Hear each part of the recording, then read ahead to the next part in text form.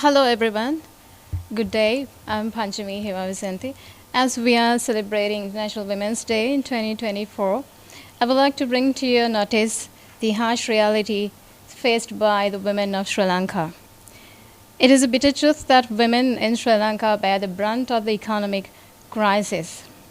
And women, every one of us suffer, but especially women are the silent victims and sufferers of this economic turmoil, which is instigated by a select few in authority in the last government.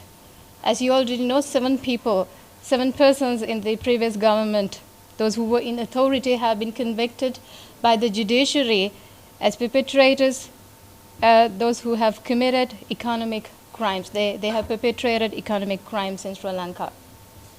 So women continue to live in disparity.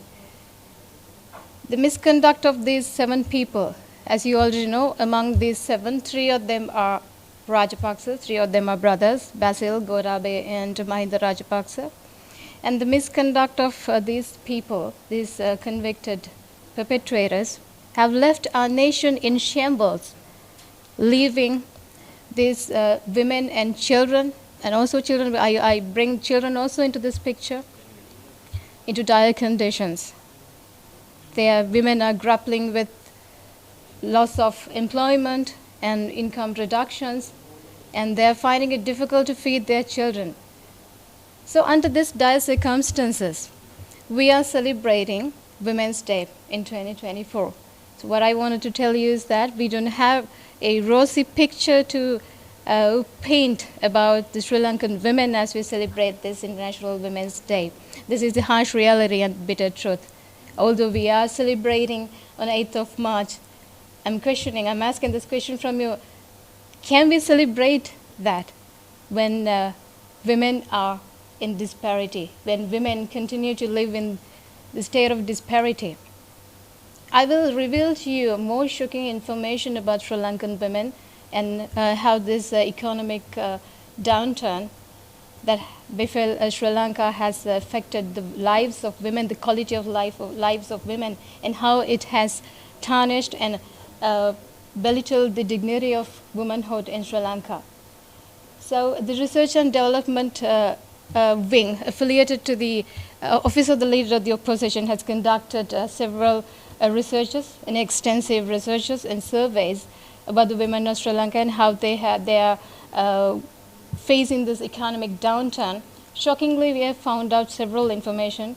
You may already know them. For those who don't know, I would like to reveal that. So this team, shockingly, when they are collecting information, we shockingly found out that most of the women in the society have now lost jobs, and their income is drastically reduced. So some of them have no source of income at all, and some have no steady means of income. Most of the women have been left by their husbands, abandoned by their husbands. Some of them, their husbands are ill or disabled, and these women are required to look after their husbands along with the children. And there are single mothers in our society. So if they don't have a proper or steady source of income or no source of income at all, how are they going to sustain their families? How are they going to survive? They have to look after their families. And especially, I forgot to mention that there are some husbands, they don't provide sustenance, they don't give money to these families' well-being and welfare, because they are spending a large chunk of their income on drinking activities or leisure activities. Some drinkers, some husbands are heavy drinkers, so they don't provide sustenance for the family. So women are bearing the brunt of this economic crisis, therefore. So these women, how are they going to sustain their family? Do you already know how they are going to do that if they don't have an economic activity to continue to derive income from? It is shocking to reveal. It is unthinkable, and it is unethical as well. These vulnerable women in society, when they don't have proper income, they are pushed to some desperate measures, such as obtaining loans from predatory lenders and loan sharks. I stress on this word, predatory lenders and predatory loan sharks. And do you know how are they going to pay that back if they don't have proper income, steady income, or no income at all? How are they going to pay that? This debt gets accumulated over time because they don't have income to pay. Say they obtain 1,000 rupees as a loan from a predatory lender, and she doesn't have an income, but she uses that 1,000 rupees to feed her hungry children, to fill their empty stomachs, or sometimes their husbands. And most of the time, these women remain in hunger. She starves because she doesn't have any food left to eat. So the next day also, she has to find 1,000 rupees to feed her children and the family. So if she doesn't have the income, again, she has to obtain loan. So this is a vicious cycle.